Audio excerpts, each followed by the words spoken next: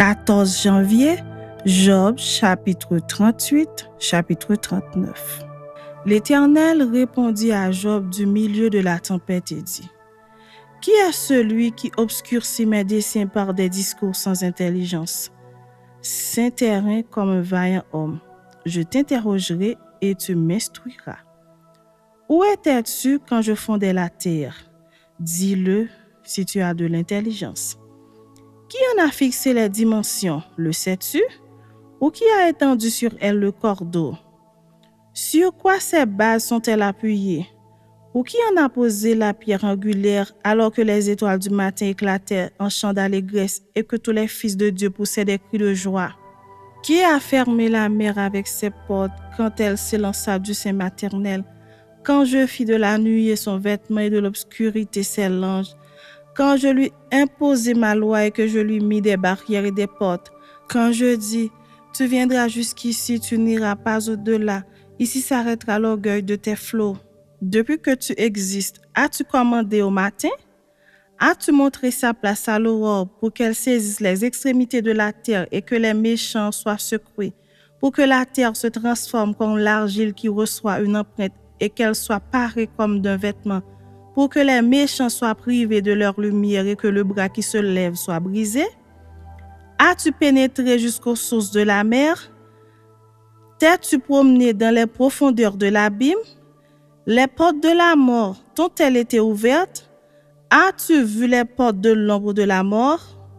As-tu embrasé du regard l'étendue de la terre ? Parle, si tu sais toutes ces choses. Où est le chemin qui conduit au séjour de la lumière ? Et les ténèbres, où ont-elles leur demeure ? Peux-tu les saisir à leurs limites et connaître les sentiers de leur habitation ? Tu le sais, car alors tu étais né et le nombre de tes jours est grand. Es-tu parvenu jusqu'au amas de neige ? As-tu vu les dépôts de grêle que je tiens en réserve pour les temps de détresse, pour les jours de guerre et de bataille ? Par quel chemin la lumière se divise-t-elle et le vent d'Orient se répand-il sur la terre ? Qui a ouvert un passage à la pluie et a tracé la route de l'éclair et du tonnerre pour que la pluie tombe sur une terre sans habitants, sur un désert où il n'y a point d'homme, pour qu'elle abreuve les lieux solitaires et arides et qu'elle fasse germer et sortir l'herbe ? La pluie a-t-elle un père ? Qui fait naître les gouttes de la rosée ? Du sein de qui sort la glace et qui enfante le frimas du ciel, pour que les eaux se cachent comme une pierre et que la surface de l'abîme soit enchaînée. Noues-tu les liens des Pléiades ou détaches-tu les cordages de l'Orion ? Fais-tu paraître en leur temps les signes du zodiaque et conduis-tu la grande ours avec ses petits ? Connais-tu les lois du ciel ? Règles-tu son pouvoir sur la terre ? Élèves-tu la voix jusqu'aux nuées pour appeler à toi des torrents d'eau ? Lances-tu les éclairs ? Parlent-ils ? Te disent-ils, nous voici ? Qui a mis la sagesse dans le cœur ou qui a donné l'intelligence à l'esprit ? Qui peut avec sagesse compter les nuages et verser les outres des cieux pour que la poussière se mette à ruisseler et que les mottes de terre se collent ensemble ? Chapitre 39. Chasses-tu la proie pour la lionne et apaises-tu la faim des lionceaux quand ils sont couchés dans leur tanière, quand ils sont en embuscade dans leur repère ? Qui prépare au corbeau sa pâture quand ses petits crient vers Dieu, quand ils sont errants et affamés ? Sais-tu quand les chèvres sauvages font leurs petits ? Observes-tu les biches quand elles mettent bas ? Comptes-tu les mois pendant lesquels elles portent et connais-tu l'époque où elles enfantent ? Elles se courbent, laissent échapper leur progéniture et sont délivrées de leur douleur. Leurs petits prennent de la vigueur et grandissent en plein air, ils s'éloignent et ne reviennent plus auprès d'elles. Qui met en liberté l'âne sauvage et la franchit de tout lien.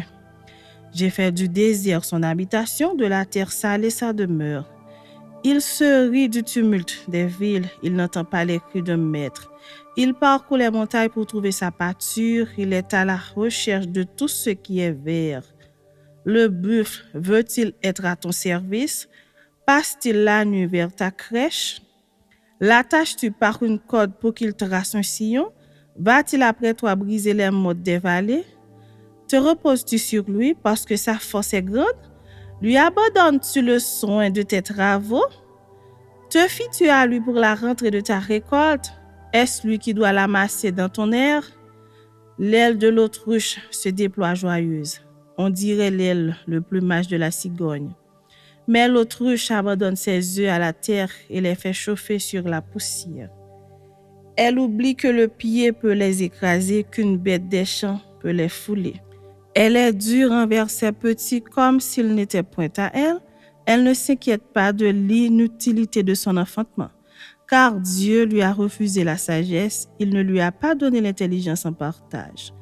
Quand elle se lève et prend sa course, elle se rit du cheval et de son cavalier. Est-ce toi qui donnes la vigueur au cheval et qui revêt son cou d'une crinière flottante? Le fais-tu bondir comme la sauterelle? Son fier hennissement répond la terreur. Il cause le sol et se réjouit de sa force, il s'élance au-devant des hommes. Il se rit de la crainte, il n'a pas peur, il ne recule pas en face de l'épée. Sur lui retentit le carquois, brille la lance et le javelot.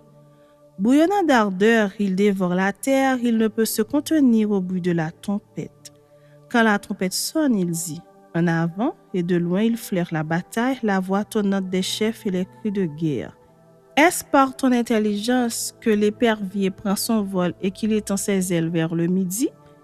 Est-ce par ton ordre que l'aigle s'élève et qu'il place son nid sur les hauteurs? C'est dans les rochers qu'il habite, qu'il a sa demeure, sur la cime des rochers, sur le sommet des monts. De là, il épie sa proie, il plonge au loin les regards. Ses petits boivent le sang, et là où sont des cadavres, l'aigle se trouve. L'Éternel s'adressant à Job dit, « Celui qui dispute contre le Tout-Puissant est-il convaincu? Celui qui conteste avec Dieu a-t-il une réplique à faire? » Job répondit à l'Éternel et dit, « Voici, je suis trop peu de choses. Que te répliquerai-je? Je mets la main sur ma bouche. J'ai parlé une fois, je ne répondrai plus. 2 fois, je n'ajouterai rien.